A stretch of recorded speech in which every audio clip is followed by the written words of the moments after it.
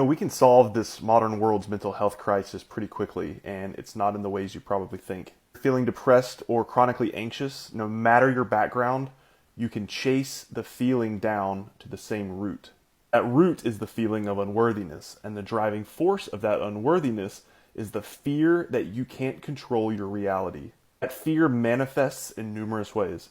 Some people feel like they have no voice in the world, that their screaming and shouting is falling on deaf ears. Some people feel like victims of an unjust society whose mental and physical safety depends completely on the whims of others. Some people fear making mistakes, that they can't control the reactions of others, and so they retreat into the solace of their own minds and spend their lives chewing on their thoughts. There's so many other pertinent examples, but no matter how your own brand of fear manifests, just know that at its root is a feeling that you are not worthy of the goodness that life offers for those who allow it. So what's the best way to reconcile this fear-based belief and change your reality? Or by relinquishing the obsessive compulsion to micromanage your life.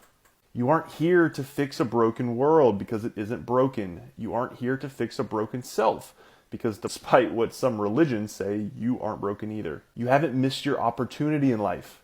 There's always another ship coming in. Everything arises on its own accord.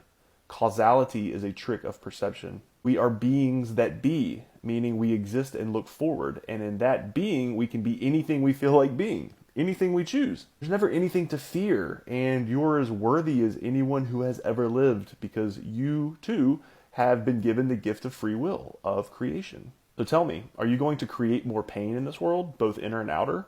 Or are you going to accept your holiness and begin creating a life of loving, detached compassion and joy? Neither option is any harder than the other. One is just a lot more fun.